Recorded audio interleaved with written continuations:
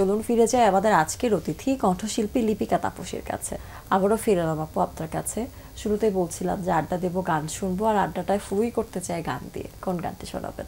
কদিন ধরে এই গানটা খুব ভালো লাগছে, এই জন্য গানটি দিয়েই শুরু করতে চাই। গানটি খুবই মিষ্টি একটা সুরের গান এবং কথাগুলো এত কাব্যিক। এটার সুরকার হচ্ছে শ্রদ্ধেয় আজাদ রহমান এবং গীতিকার হচ্ছে ফজলে খোদা, আর শিল্পী হচ্ছে শ্রদ্ধেয় আব্দুল জব্বার। শুনে ফেলি। মন রেখেছি আমি তার মনের আঙিনায়, কেউ ডেকো না আমায়, কেউ খুঁজো না আমায়। মন রেখেছি আমি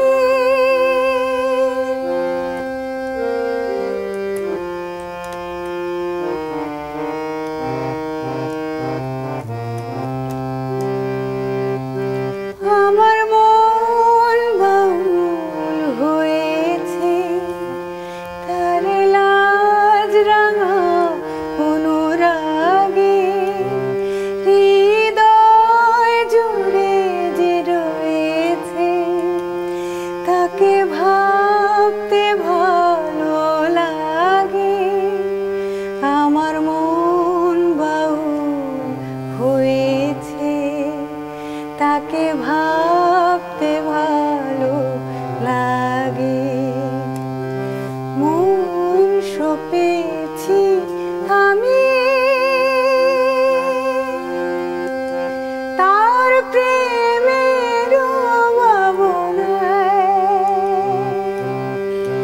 কেউ ডেকো না আমায়, কেউ খুঁজো না আমায়। মন রেখেছি আমি। বেশ পুরনো একটি গান এবং ভীষণ মেলোডিয়াস বলা যায় গানটিকে। আর পুরোনো দিনের গান মানে একটা অন্যরকম ভালোবাসা। আড্ডা শুরুতেই যখন পুরোনো দিনের গান শোনা হলো, এবার আপনার পুরোনো দিন একটু ফিরতে চাই আপা। যে গানের শুরুটা হয়েছিল কবে আপনার? একদম ছোটবেলা থেকেই হয়েছে, কিন্তু যেটি হয়েছে যে আমি ছোটবেলা থেকেই যে ধারাবাহিকভাবে আমি একদম মানে সিস্টেমেটিক্যালি আমি শিখতে পেরেছি বিষয়টা এরকম না। তার কারণ হচ্ছে আমি যেখানে বেড়ে ওঠা আমার, সেখানে বিষয়টা এরকম কালচারই ছিল না যে কেউ শিক্ষক রেখে গান শেখাবে। তো আমার শুরুটা হয়েছিল যে আমার জ্যাঠাতো ভাই, সে হচ্ছে হারমোনিয়াম বাজাতে পারতো এবং আমার সারগামটা তার কাছ থেকেই শেখা। তারপরে আমি নিজে নিজে, তখন রেডিওতে গান শেখা হতো, তো রেডিওর থেকে শিখে শিখে আমি সুর সম্পর্কে আমার একটা এত ভালো আইডিয়া হয়েছিল যে আমি যে গানই শুনতাম সেগুলোই আমি হারমোনিয়ামে তুলতে পারতাম। তো আমার যে কোনো গানই আমি তুলতে পারতাম। তো সেইটা দেখে আমার বাবা আমাকে একজন শিক্ষক ঠিক করে দেন, সেটাও খুব স্বল্প সময়ের জন্য। তারপর বাড়ির বাইরে পড়াশোনার ক্ষেত্রে চলে আসি। তারপর ব্রেক হয়েছে, আবার শিখেছি, এরকম করতে করতে আমার 2011 সাল থেকে আমি আবার শুরু করেছি। 2011 সালে আমার ছায়ানটের যে কোর্স আছে, 6 বছরের একটা নজরুল সঙ্গীতের কোর্স আছে, তো ওটি প্রায় ইউনিভার্সিটি ডিগ্রির সমান। 6 বছরের কোর্স চালানোটা ডিফিকাল্ট ছিল। তো 2011 সাল থেকে আমি 2024 সাল পর্যন্ত এখনও কন্টিনিউয়াস শিখছি। আমি এর আগে শিখেছি শ্রদ্ধেয় শিল্পী ফাহমিদা নবীর একটি কারিগরি শিক্ষা এরকম প্রতিষ্ঠান আছে, ওনার একটি কোর্স আছে, ওটি করেছি। তারপরে রিচার্ড কিশোর, উনি আমার আরেকজন গুরু। আমি এখনও শিখছি আসলে, কারণ আমার যখন মাঝখানে আমি যখন শুরু করেছিলাম তখন যেহেতু আমার এরকম গুরু ছিল না, তো আমার রেওয়াজটা হতো কি একটু উল্টোপাল্টা হয়েছিল। মানে রেওয়াজটা করাটা এমন একটা বিষয় ছিল যে দেখা যাচ্ছে যে আমি স্কেল যেটা আমার সেটা থেকে আমি বাড়িয়ে গেছি, আমার ভালো লাগছে এবং প্রজেকশন প্রচুর ছিল। তো আমি এইটা করে যেটা হয়েছে যে একটা নির্দিষ্ট সময় পরে আমার ভয়েসটা ডাউন হয়ে যায়। সো আমি ইউনিভার্সিটিতে যখন আসি তখন আমার ছায়ানট একদম পাশে ছিল, কিন্তু আমার 4 বছর আমার গলা ডাউন ছিল, আমি একদম শিখতে পারিনি। তো আমার যেহেতু লেটে আমি শুরু করেছি 2011 সালে, তো আমি এখনও কন্টিনিউয়াসলি শিখছি। এখন আমি আমার গুরু সুজিত মোস্তাফা, ওনার কাছে আমি নজরুল সঙ্গীত শিখি। আর শঙ্কর মহাদেবন একাডেমি আছে, ওখানে আমি একটা অনলাইন কোর্স করি। আর এটার পাশাপাশি আমার অনলাইন মানে স্টেজ পারফরমেন্স আছে, আমার সোলো একটা প্রোগ্রাম করেছি আমি গানের, ওটা গত বছরের 1 ডিসেম্বর ছিল।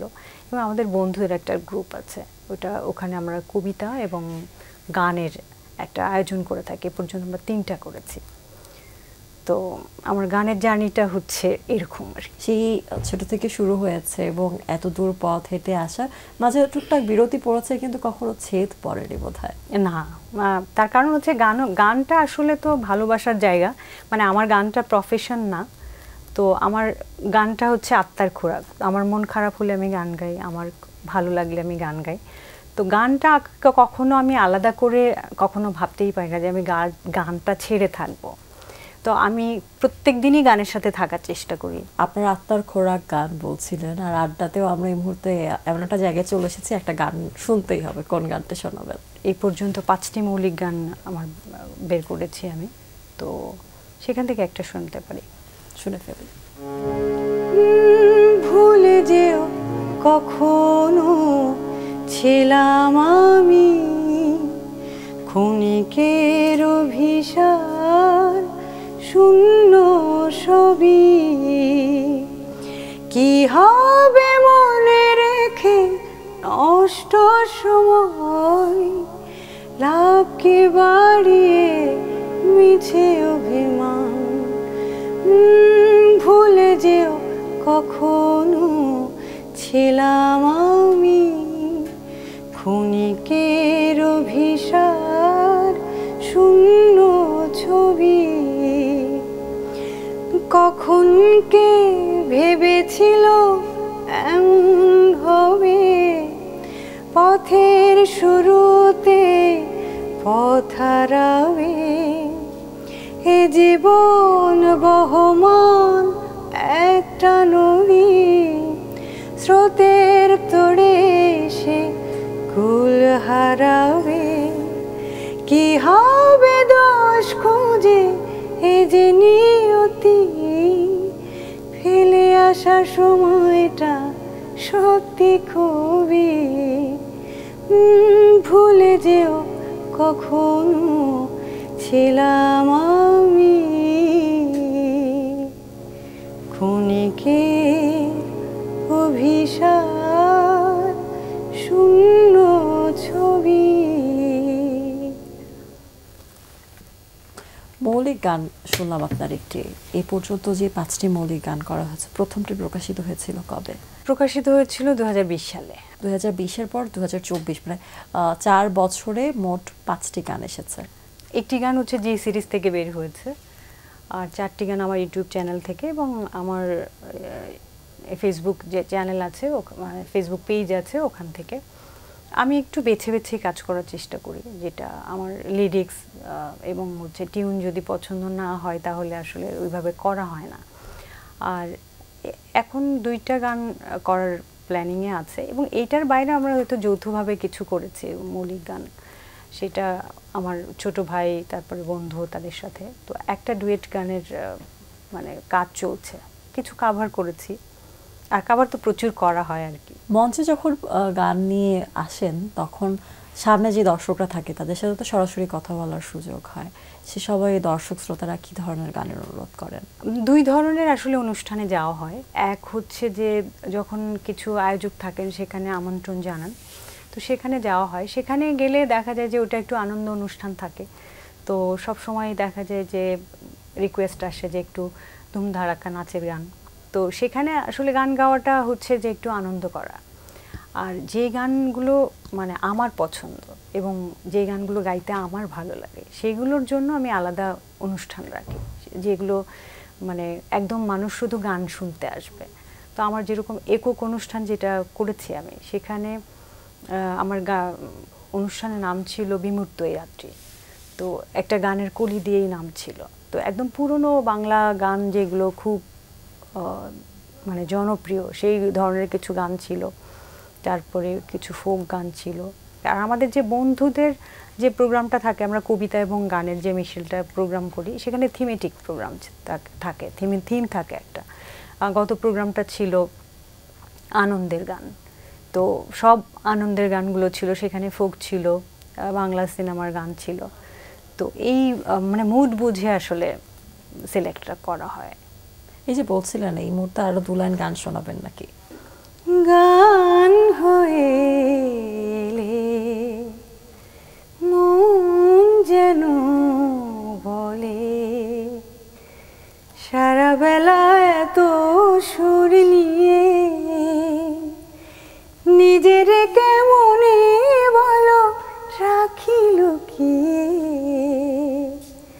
গান হয়ে এলে মন যেন বলে সারা বেলা এত সুর নিয়ে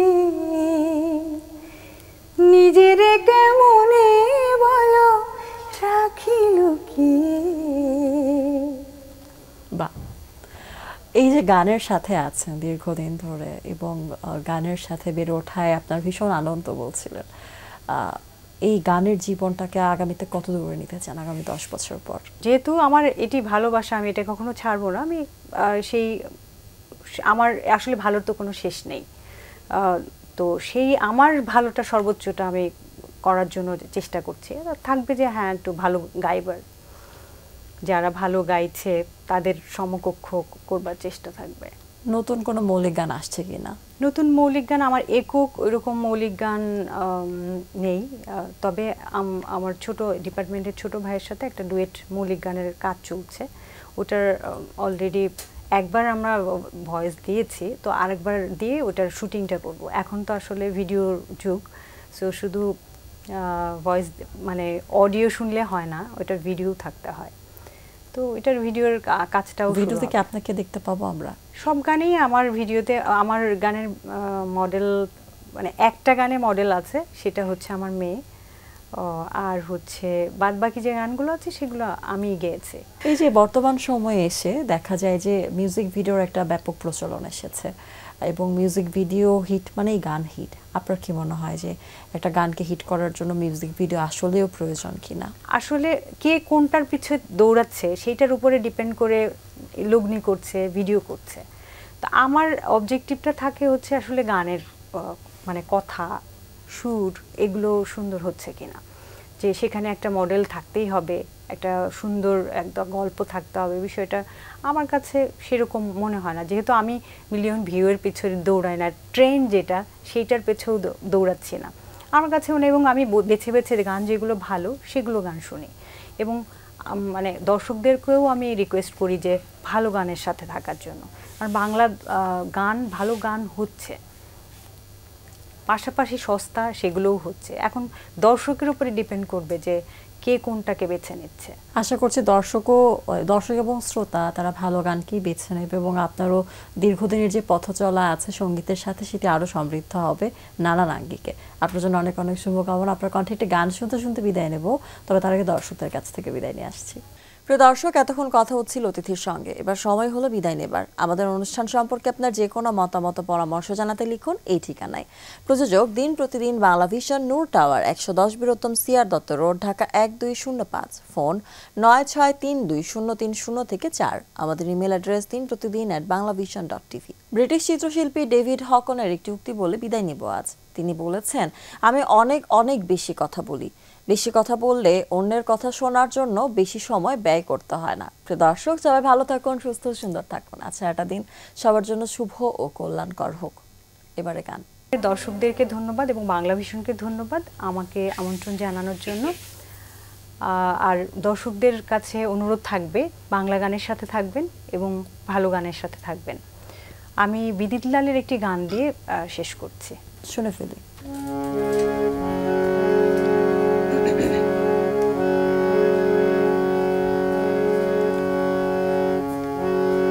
মরিলে কান্দিস না আমার দায় রে জাদুধর,